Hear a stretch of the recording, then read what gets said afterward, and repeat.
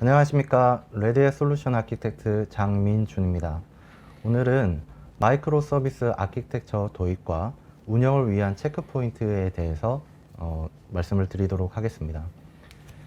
많은 분들께서 마이크로 서비스에 관심을 가지고 계시고 도입을 하고자 하시지만 선뜻 진행을 못 하시는 경우가 있습니다. 그 마이크로 서비스에 이미 알려져 있는 문제점들과 그 해결 방안에 대해서 이야기를 나누면서 어떻게 도입을 할 수 있는지에 대해서 한번 나누어 볼까 합니다. 보시는 바와 같이 마이크로 서비스 아키텍처는 한마디로 정의를 하자면 분산형 아키텍처다 라고 정의를 할 수 있을 것입니다. 모놀리식에서 이렇게 마이크로 서비스 분산형으로 바뀌다 보니까 이 각각의 서비스는 자신의 코드를 갖고 있는 응집성은 높이고 결합도는 느슨하게 하든 루즐리 커플드 형태의 서비스를 형성할 수 있게 되었습니다만, 보시는 바와 같이 분산형 아키텍처다 보니까 여러 가지 복잡성들이 증가를 하는 것을 보실 수가 있습니다. 이런 복잡성들을 해결하기 위해서는 여러 가지 기능 요소들이 필요합니다. 인프라 옵스, 서비스 옵스, 이 서비스, 이 각각의 레이어마다 여러 가지의 기능의 요소들이 필요합니다. 그 중에 가장 중요시 대두되고 있는 부분이 바로 가식성과 추적성이라고 말할 수 있을 것 같습니다. 지금 이런 마이크로 서비스 운영의 한계들 몇 가지를 이제 짚어주실 건데, 네. 이런 것들은 결국 아까 같이 분산된 구조 때문에, 구조적인 문제 때문에 발생되는 거죠? 이런 것들은. 네, 맞습니다. 결국에는 이 서비스들이 내가 어디에 있고 내 다음 서비스들이 어디에 있는지에 대해서 서로 알아야 되고 그 통신은 또 어떻게 해야 될 것이며, 장애가 났을 때는 장애는 어떻게 해결해야 되는지, 이 분산된 환경에서는 이런 복잡성들이 너무 증가를 한다라는 거죠. 그런 단점들을 내 눈으로 보고 추적을 할 수가 있어야지만이 이런 단점들을 극복을 해 나갈 수 있다는 겁니다. 이런 극복을 위해서 이 비즈니스 코드 이외에 많은 코드들이 오히려 이 서비스 안에 들어가는 그런 형태가 이루어질 수가 있다는 겁니다. 비즈니스 코드 이외에 많은 코드라고 하셨는데, 네. 예를 들면 어떤 분야의 코드들일까요? 어떤 성격의? 네, 비즈니스 로직과는 좀 관련이 없는 인증이라든지 뭐 이런 것들? 네, 맞습니다. 인증, 트레이싱, 그리고 라우팅, 그리고 서비스 디스커버리, 뭐 이런 여러 가지의 문제점들을 이 코드 안에 심어서 이런 전체적인 서비스를 아키텍처를 그려야 된다는 거죠. 또 마이크로 서비스 운영의 또 중요한 포인트 중에 하나가 바로 회복성이라고 할 수 있겠습니다. 이 서비스 1번부터 4번까지 서비스가 일렬로 이렇게 쭉 흐름이 플로우가 있다고 가정했을 잘게 때, 쪼개니까 이런 체이닝이 되게 많아지겠죠. 이런 체이닝이. 네네네, 맞습니다. 그런데 잘 될 때는 아무 문제 없겠지만 맨 마지막에 있는 4번 서비스가 만일 죽었다 그러면 1번 서비스 입장에서는 4번이 문제가 있다는 것을 알 길이 없습니다. 계속 리소스는 투입이 되면서 3번까지 리소스는 계속 트래픽은 계속 들어오면서 이 4번에 가서야 이제 에러가 발생하고 계속 이런 현상이 일어난다는 거죠. 네. 그렇다면은 서킷 브레이커와 같이 그러면 나는 1번부터 빨리 차단을 해서 이 트래픽을 우회시켜야겠다, 이런 정책이 필요하든지 아니면 다른 또 메커니즘들이 적용이 돼야 되는 이런 회복성이 필요한데, 이 또한 이제 코더의 개발자의 영역으로 빠진다는 부분입니다. 네네네. 결국에는 이 서비스, 마이크로 서비스라고 했지만 마이크로 서비스가 오히려 배보다 배꼽이 큰 더 많은 코드를 양산을 해 나갈 수 있는 단점이 있다는 겁니다. 그러니까 어떤 비즈니스 로직과 무관한 것들이 되게 네, 맞습니다. 쌓이는 거네요, 그냥. 예, 그것도 맞습니다. 잘게 쪼개져가지고. 네네. 음.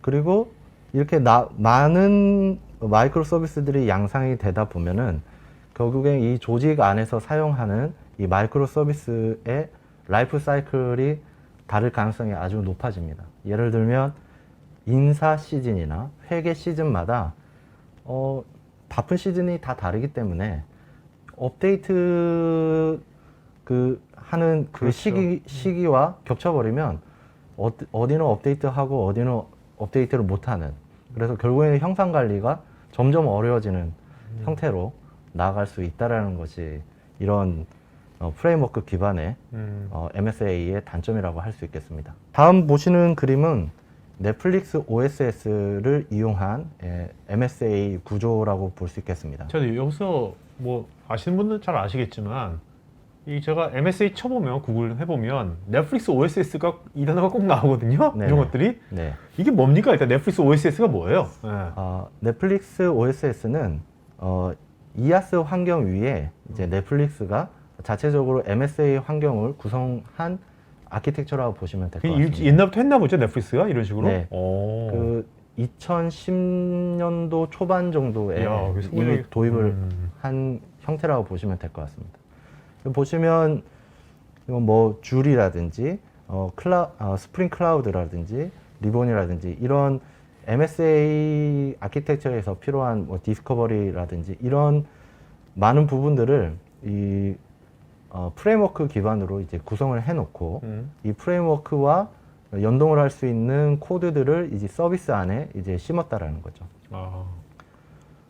그래서 지금 넷플릭스 OS가 이제 MSA의 대표적인 성공 사례라고 보여지지만 이제 앞에서 설명한 그런 MSA의 단점들. 그러니까 비즈니스 로직이랑 뭔가 컨트롤하는 로직이 네네. 같이 서비스 안에 들어가 있는 거. 네, 맞습니다. 네. 네, 그런 단점들이 계속 대두가 되더라라는 것이 오늘 제가 하고 싶은 말 중에 하나라고. 볼수 화두를 있겠습니다. 던지신 거네요. 네, 맞습니다. 결국에는 넷플릭스 OSS는 계속 그 서비스를 증가할 때마다 그 복잡도는 점점 증가를 해서 결국에는 운영의 한계에 미칠 수밖에 없다라는 결론에 도달할 수 있겠는데요.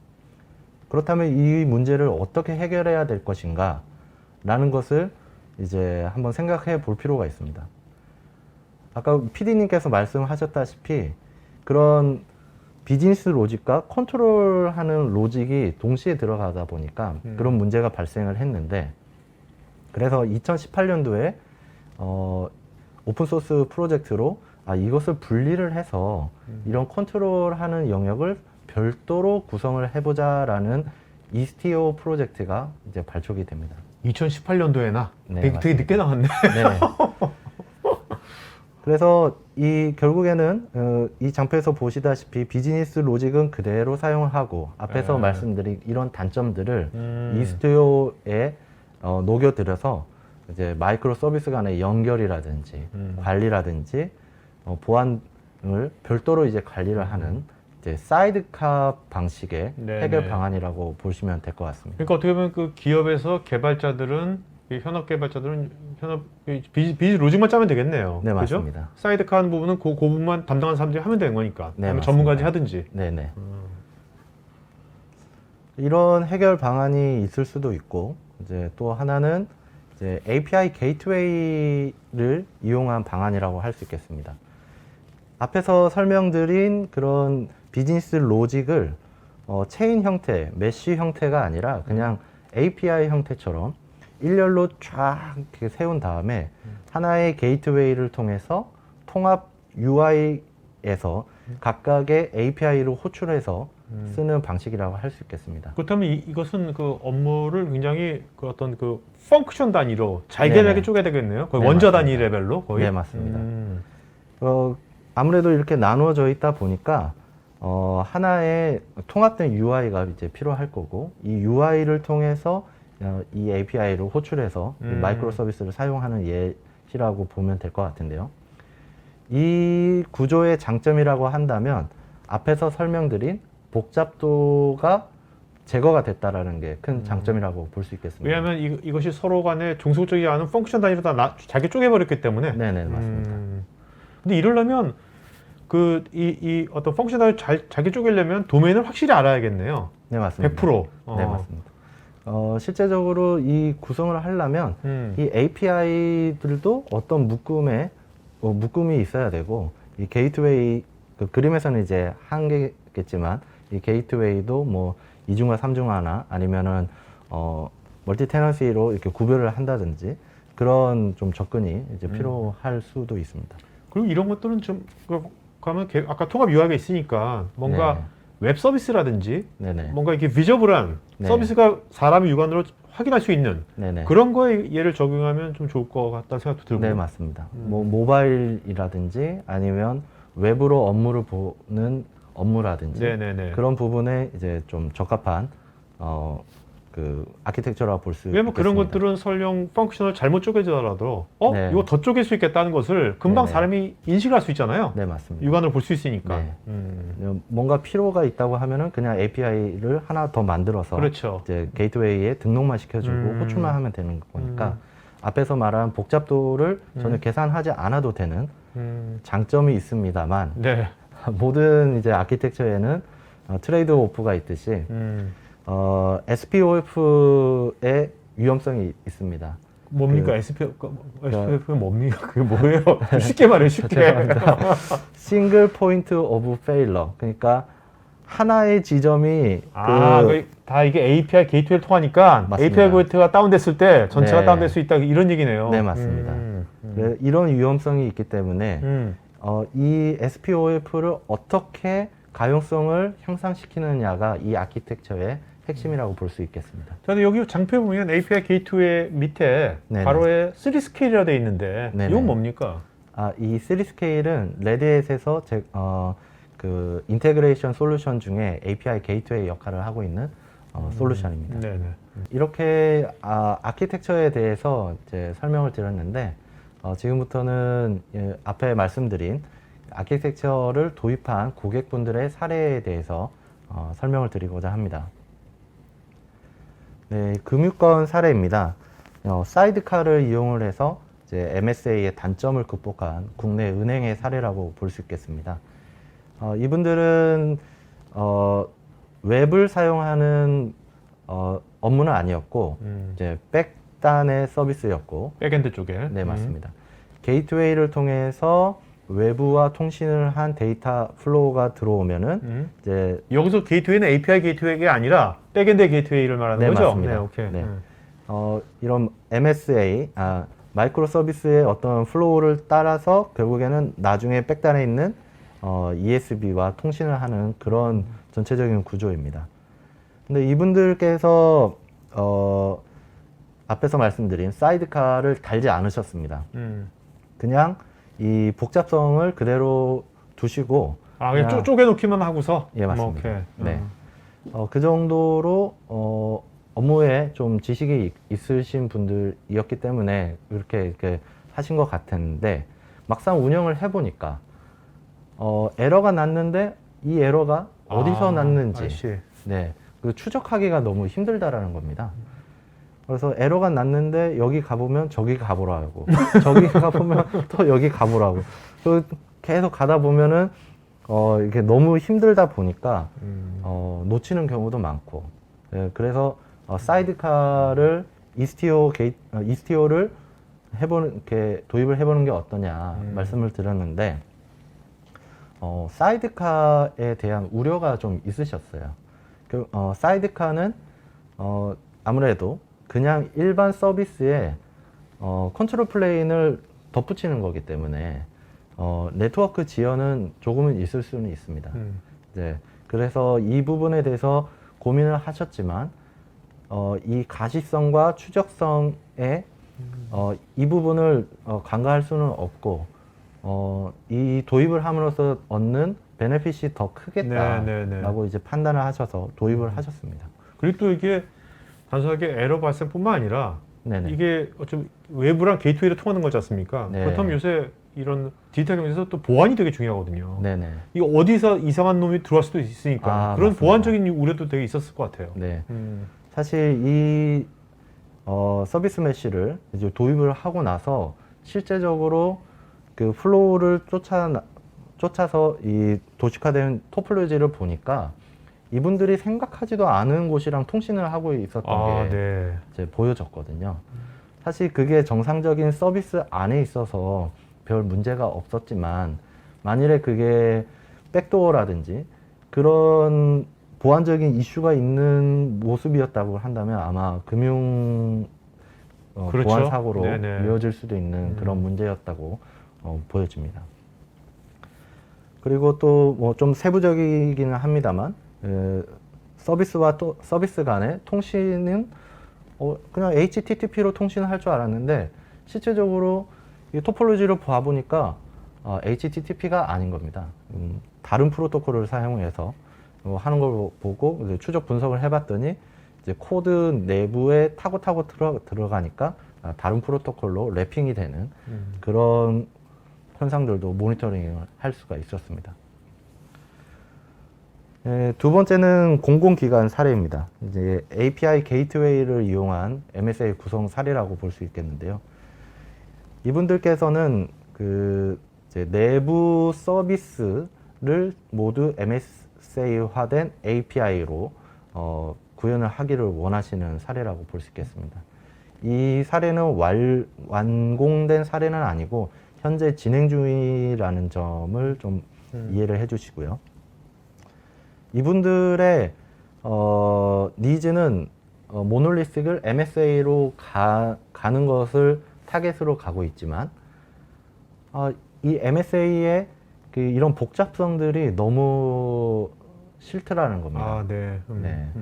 그리고 이 복잡성을 관리해줄 인력의 리소스를 또 구하기가 빠른 시간에 구하기가 또 힘들고 그래서 즉각적으로 대응하고 좀 이분들의 니즈를 맞추면서 가기 위해서는 이런 파스 형태의 펑션 애저 서비스 형태의 이런 게이트웨이를 통해서 이렇게 구성을 하기를 현재 진행을 하고 계십니다. 이분들은 어떤 업무를 보는 업무였는데요? 업무는 이분들은 이제 세금과 관련된 세금 관련된 네, 업무를 처리하는 네네. 곳이었습니다.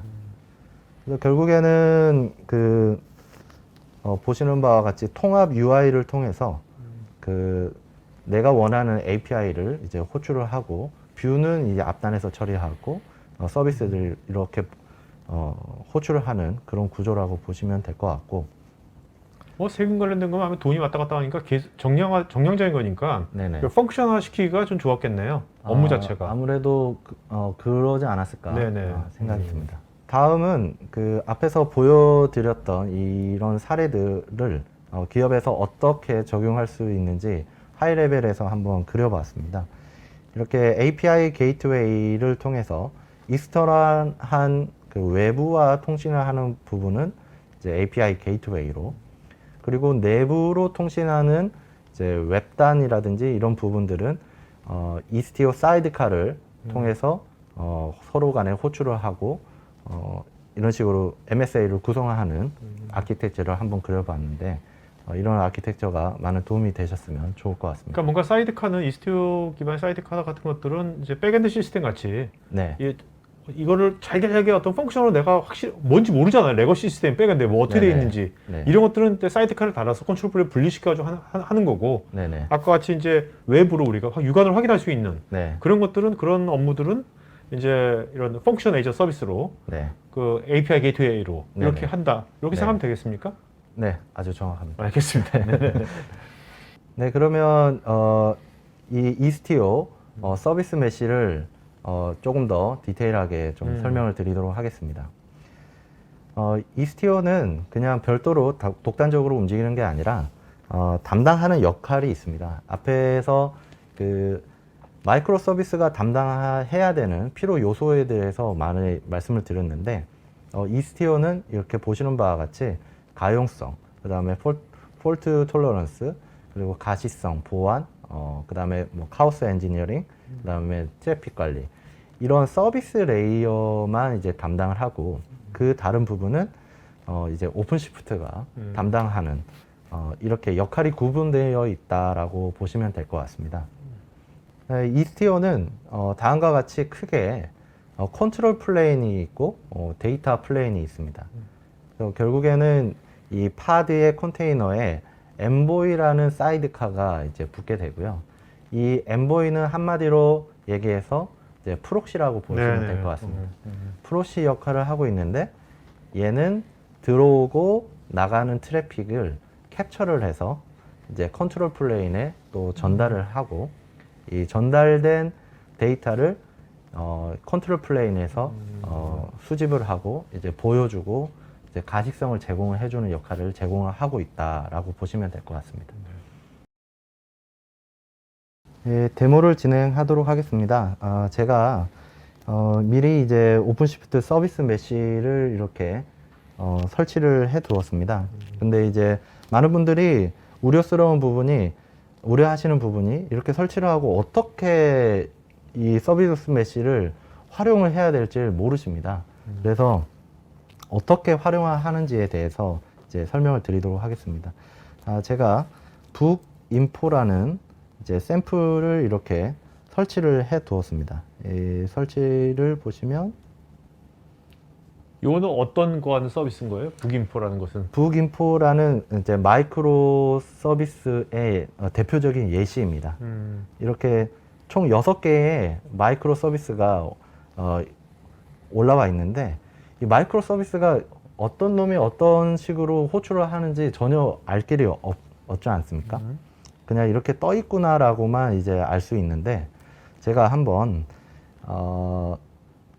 이 서비스 메시를 여기에 올려보도록 하겠습니다. 이렇게 서비스 메시에 이제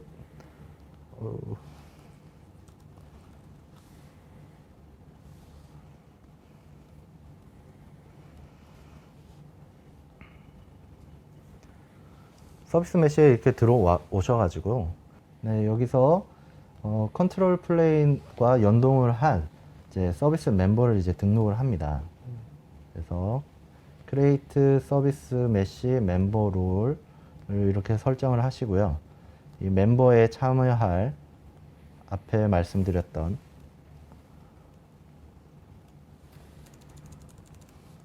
북인포를 입력을 합니다. 다른 멤버는 지우고 그냥 이렇게 멤버를 설정을 하면 서비스 MSA 구조가 완성이 되었습니다. 어떻게 완성이 되었는지 이제 화면을 통해서 보여드리도록 하겠습니다. 이 북인포는 다음과 같이 이 통합 뷰에서 책에 대한 뭐 리뷰나 이런 정보를 보여주는 네, 거예요? 그냥 이게 샘플 페이지인데 이 프로덕트 이 페이지에서 디테일이라는 화면을 보여주고 이제 리뷰를 보여주고 이 리뷰에 대한 랭킹을 보여주는 그런 서비스였습니다. 이 플로우가 이것만 화면만 봐가지고는 이 플로우가 어떻게 흐르는지 모르죠. 그래서 이 서비스 메시를 설치를 하게 되면 자동적으로 설치가 되는 컴포넌트들이 다음과 같습니다. 그라파나나 이스티오 뭐 여러 가지가 있는데 가장 보시면 좋은 게 다음과 같은 키알리라는 서비스가 있습니다. 키알리는 뭐 하는 서비스인 거예요? 키알리는? 네, 서비스의 그 토폴로지를 보여주는 서비스라고 컴포넌트라고 보시면 될 것 같습니다. 네, 보시면 아까 멤버를 북인포로 이제 지정을 했는데 이 키알리에 북인포가 뜨는 것을 보실 수가 있고요. 이 키알리를 다음과 같이 이런 서비스의 이런 흐름으로 보여지는구나 라는 것을 확인하실 수가 있습니다. 여기에 내가 원하는 방식으로 서비스를 이제 토폴로지로 보실 수가 있고 여기에 한번 부하를 넣어 보도록 하겠습니다.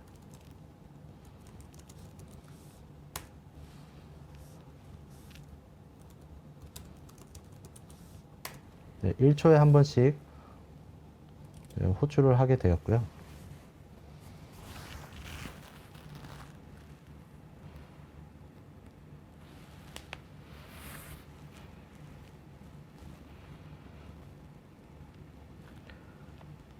여기서 트래픽 애니메이션을 클릭을 하게 되면은, 그리고 리퀘스트는 퍼센테이지로 한번 보겠다. 이렇게 세팅을 하게 되면은 이제 부하가 그래픽으로 이렇게 보여줘서, 아, 이 서비스는 이런 흐름도를 보여주고 있고, 아, 서비스가 부하가 어떤 식으로 흐르는지를 한눈에 보실 수가 있습니다. 여기서 백단에 있는 레이팅스를 한번 이렇게 다시 한번 내리고 에러를 발생을 시켜 보도록 하겠습니다.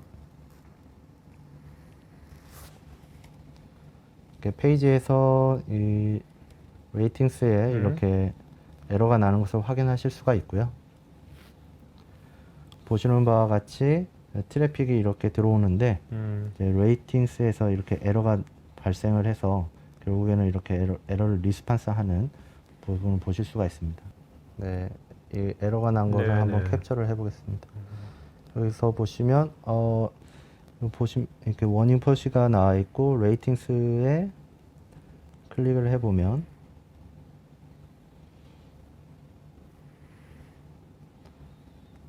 503 에러가 어떤 연결 실패 오류가 난 것을 이제 확인하실 수가 있습니다. 네. 그리고 이제 글로벌 유니크 아이디를 발췌를 해서 이 아이디를 가지고 트래킹을 할 수 있는 매개체도 제공을 하고 있다는 것을 확인할 수가 있습니다. 이렇게 지금 가시성을 제공을 하고 트레이싱 하는 부분을 보여드렸는데, 많은 분들이 사이드카를 어떻게 적용하느냐, 이 부분을 좀 더 어려워 하십니다. 필요성은 느끼고는 있지만, 방금 보여드린 것처럼 클릭이랑 멤버를 추가하기만 하면은 쉽게 이렇게 사이드카를 붙일 수가 있다라는 것이 쉽게 적용할 수 있다는 걸 좀 알아주시면 좋을 것 같고, 오픈 소스의 이스티오랑 이제 레드햇의 서비스 메시 이스티오는 이런 부분들을 개선시킨 버전이다라는 부분 참고해 주시면 좋을 것 같습니다. 그러니까 사이드카를 붙임으로 인해 가지고 사용자가 갖게 되는 어떤 그런 가시성에 대한 그 부담을 많이 덜어주는 거네요. 네, 맞습니다. 알겠습니다. 오늘 고맙습니다. 네, 감사합니다. 네.